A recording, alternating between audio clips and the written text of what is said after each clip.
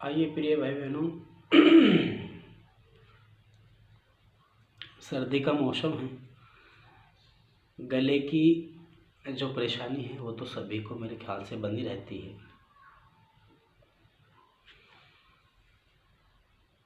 आप सभी ने पिछली वीडियो में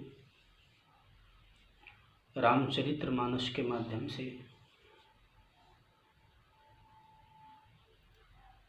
श्री गोस्वामी तुलसीदास जी महाराज द्वारा रचित रामचरितमानस में आपने सत्संग की महिमा और गुरु की महिमा, और इसी के बीच में मेरा निवेदन था आप सभी से कि इस ठंड के बीच में आप सभी अगर सक्षम हैं तो कोई आसपास गरीब गर्म कपड़े के कारण अगर ठंड से मर रहा है या परेशान है तो आप कोई गर्म कपड़ा देकर उसकी सहायता करें।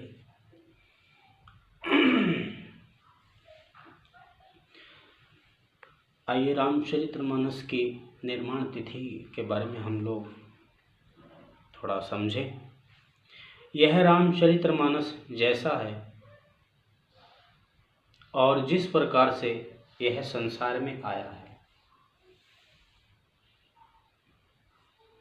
है या बना है या गोस्वामी जी ने इसको लिखा है, और किस कारण जगत में रामचरितमानस का प्रचार हुआ है, किस रूप में हुआ है। अब वही कथा गोस्वामी जी कहते हैं कि अब वही कथा मैं भगवान शंकर और श्री माता उमा जी का ध्यान करके, माँ पार्वती को, इन दोनों का सुमरण करके उस कथा को आगे मैं कहता हूँ। आगे गोस्वामी जी अपनी बात इस तरीके से कहते हैं। शिव की कृपा से ही गोस्वामी तुलसीदास जी महाराज को जो है गोस्वामी जी की बुद्धि का विकास हुआ।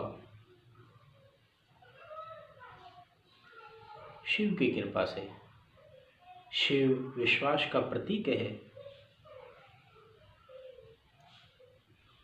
अगर किसी भी काम हेतु हमारे हृदय के अंदर हमारे मन बुद्धि, हमारा अपना विश्वास भगवान ईश्वर अल्लाह गॉड वाहे गुरु रब परमात्मा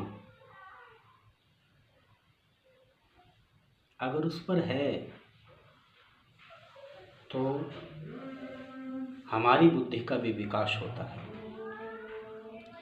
तो शिव की कृपा से, यानी शिव विश्वास का प्रतीक, विश्वास की कृपा से गोस्वामी जी की बुद्धि का विकास भगवान शंकर की कृपा और विश्वास की कृपा से हुआ, जिसके कारण गोस्वामी तुलसीदास जी महाराज रामचरितमानस के बहुत बड़े प्रसिद्ध कवि हुए। अतः हे सज्जनों, गोस्वामी जी अपनी बात कहते हैं, अतः हे सज्जनों, सुंदर चित्त से सुनकर आप इसमें कोई गलती हो, कोई त्रुटि हो तो उसे सुधार लीजिएगा। इतने बड़े संत भी समझते हैं कि कोई कितना बड़ा ज्ञानी क्यों ना हो जाए, इस संसार में रहकर किसी न किसी रूप में हम जीवों से भूल चूक गलतियां हो जाती है, लेकिन इनका पश्चाताप करना तो हम भूल जाते हैं। गलती होने पर हम उन पर गौर नहीं देते। तो इन गलतियों को अगर आपसे भी कोई जाने अनजाने में भूल चूक होती है, कोई गलत कार्य होता है, तो आप लोग भी जब अपने संसार में, घर में, परिवार में, बिजनेस में, व्यापार में या कहीं भी बाहर रहकर भी कोई काम शुरू करते हैं तो ईश्वर से प्रार्थना इस तरीके से करें कि हे ईश्वर, हे परमात्मा, हे खुदा, हे वाहे रब गुरु परमात्मा गौड़, आप जहाँ भी हैं और जिस रूप में हैं, जो हमसे भूल, जो गलतियाँ हुई हैं और जो आगे हम कार्य करेंगे अगर उसमें होती है, तो आप अपना बालक, अपना दास, अपने चरणों की धूल से भी, धूल में से भी धूल का जो कण होता है वो समझ करके आप हमें क्षमा करिएगा। ये भाव जब किसी जीव का होता है, किसी भक्त का होता है, किसी इंसान का होता है, तो ये भाव भगवान को, परमात्मा को, ईश्वर को, उस मालिक को, रब को, खुदा को, गॉड को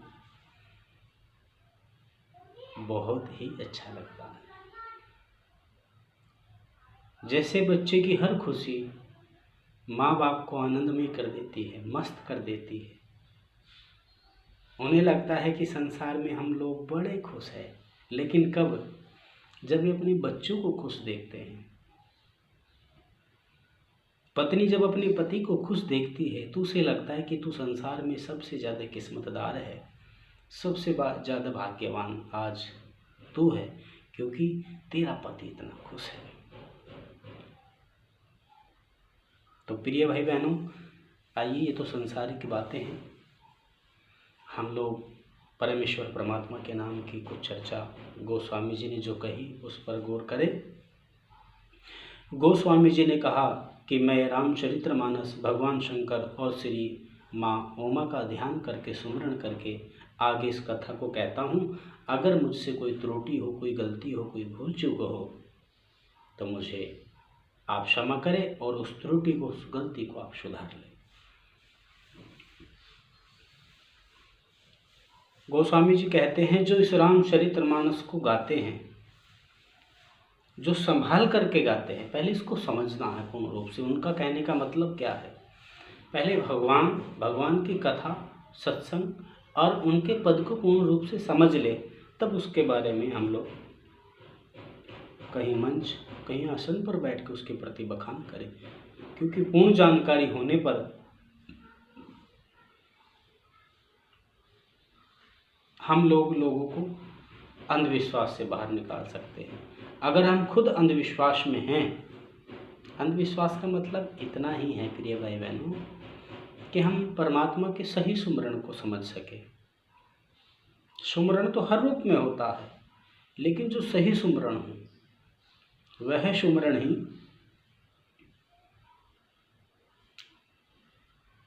आधा अधूरा सुमरण ही, बिना तरीके का सुमरण ही गलत माना जाता है। जो तरीके से अच्छा होता है उसी को अच्छा माना जाता है। बिना तरीके वाला सुमरण, मनमानी वाला सुमरण, अंधविश्वास वाला सुमरण कहा गया है। और अंधविश्वास जैसे कि कई चीज़ें प्रचलित है, आप सभी जानते हैं, मुझे उस पर ज़्यादा कहने की ज़रूरत नहीं है, मैं भी माफ़ी चाहूँगा। लेकिन गोस्वामी जी कहते हैं, रामचरितमानस बालकांड, दोहा नंबर 37, चौपाई नंबर 1। जे गावै यह चरित संभारे, जो यह चरित्र यानी भगवान की इस कथा को, भगवान श्री राम के इस चरित्र को जो बड़ा संभाल कर गाते हैं और इसका प्रचार करते हैं, ते एहि ताल चतुर रखवारे, इस ताल के चतुर रखवाले हैं। अर्थात एक नदी, एक गंगा, एक ताल, इस ताल के वे रखवाले हैं जो इसको सावधान होकर स्वयं भी करते हैं और इसका प्रचार भी करते हैं। सदा सुनहि सादर नर नारी, तेहि सुर बर मानस अधिकारी। और प्रिय भाई बहनों, जो लोग इस रामचरितमानस को सावधानी से सुनते हैं, गाते हैं, वे ही इस तालाब के चतुर रखवाले हैं। और जो स्त्री पुरुष सदा आदर पूर्वक इसे सुनते हैं, वे ही इस सुंदर मानस के अधिकारी है, उत्तम देवता। अब आप समझ लीजिए, देवता नाम की चीज कौन है। हम लोग देवी देवताओं के पीछे रहते हैं, इस पर विचार करने का है। यहाँ गोस्वामी जी कहा है, सदा सुनहि सादर नर नारी, तेई शूरबर मानस अधिकारी। जो लोग इस रामचरित्र मानस को सावधानी से सुनते हैं, सावधानी से जो गाते हैं, और वे ही इस तालाब के, जो गाते हैं वे तो इस तालाब के चतुर रखवाले हैं। और जो स्त्री पुरुष सादर आदर पूर्वक इसे मन लगाकर जो सुनते हैं, वे ही इस सुंदर मानस के अधिकारी है, उत्तम देवता है। जब सुनने वाले देवता हैं, तो जो देवता है वो क्या है, विचार करने की बात है। तो गोस्वामी जी ने कई रूपों में हमें समझाया, बताया। तो कथाएं तो कई तरीके की होती है, लेकिन अगर बार बार आप रामचरितमानस को पढ़ेंगे तो आपकी समझ में आएगा कि सही रूप में भगवान की इस कथा में हमारे लिए क्या है, संसार के लिए क्या है, और जो भक्ति पथ पर है, चले हुए हैं, उनको किस रूप में भक्ति का सहारा लेकर के अपने जीवन में सुख पाना चाहिए, लोक और परलोक, अर्थात यहाँ भी और यहाँ से जाने के बाद भी। क्योंकि पहले तो ये लोग सुखी हो, अब यहाँ रह के हम भक्ति करके सुखी ना रहे, और यहाँ करते हुए, यहाँ रह के भी हम भक्ति करते हुए सुखी ना हुए, तो वहाँ जाने के बाद सुख का क्या लाभ। भक्ति हो और यहीं रहते जीवन में सुख हो, यही भक्ति का असली स्वरूप है प्रिय भाई बहनों।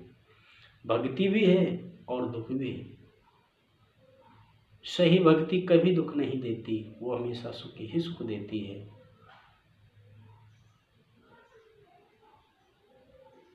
संत कबीर साहब ने अपनी वाणी में कहा है, कोई तन दुखी, कोई मन दुखी, कोई धन बिन रहत उदास, और थोड़े थोड़े सब दुखी, और सुखी आराम का दास। क्यों कही ऐसी बात? क्योंकि वो जानते हैं भक्ति सुख देती है, दुख नहीं। दुखों का नाश करने वाली भक्ति है, भजन है, मालिक का नाम है, जिसको अमरदास, रिक्वेस्ट, प्रार्थना और कई चीज़ों में इबादत, कई चीज़ों में हम उनको पुकारते हैं। तो प्रिय भाई बहनों, सही भक्ति क्या है, उसके लिए आप अपने घर में आसपास पड़ोस में कई रामचरित्र मानस है, तो आप उसे पढ़िए, कई बार पढ़िए। एक बार पढ़ने में ये समझ में नहीं आएगी, 2 बार भी पढ़ने में समझ में नहीं आएगी, कम से कम एक बार में नहीं, कई बार पढ़ने पर आपको समझ में। चलिए, आज के प्रसंग को हम लोग यही विश्राम देते हैं। आगे फिर सत्संग सुनने के लिए आप लोग मेरे चैनल से आप जुड़े रहिए। ये ज़्यादा VIP चैनल है नहीं, और आप मुझे भी जानते हैं कि मेरी कोशिश है कि मैं ज़्यादा से ज़्यादा कोशिश करूं कि आपके पास गोस्वामी तुलसीदास जी महाराज के द्वारा ये भगवान श्री राम का जीवन चरित्र आपके सामने पेश करता रहूं। ईश्वर से, भगवान से प्रार्थना कि आप लोग हमेशा अच्छे रहें, भगवान के नाम से जुड़े रहें। और अगर आप लोग मुझसे किसी तरह का प्रश्न, किसी तरह का सत्संग या आध्यात्मिक प्रश्न के बारे में चर्चा करना चाहते हैं, तो YouTube पर मेरा मोबाइल नंबर, जैसे कि आप सभी को पता है, और ये कोई सत्संग या भगवान की कथा सुनना चाहता है, तो यहाँ पैसे का कोई काम नहीं है। आप सुनिए, कॉल करिए, मुझे बुलाइए, घंटे 2 घंटे परिवार को बैठाइए। बच्चे के जन्मदिन के लिए, बच्चे का जन्मदिन है तो 2 घंटे का सत्संग आप रख सकते हैं, या अपने माता पिता की, जैसे माँ बाप, भाई बहन, कोई भी अपने परिवार में अचानक मर जाते, बीमारी से मर जाते हैं, उनकी जो हम साल भर में करते हैं, 1 साल में वो जो मर जाते हैं, उनके लिए कुछ ना कुछ 1 साल बाद हम करते हैं। या फिर मरने की जो तिथि होती है, उस तिथि पर कुछ करना चाहते हैं, तो भगवान का सत्संग या कथा 2 घंटे के लिए आप लोग हम लोग सब कर सकते हैं। मैं इसके लिए तैयार हूँ और आप लोग करवाना चाहें तो यूट्यूब पर मोबाइल नंबर है, आप संपर्क कर सकते हैं। नमस्कार, जय श्री राम।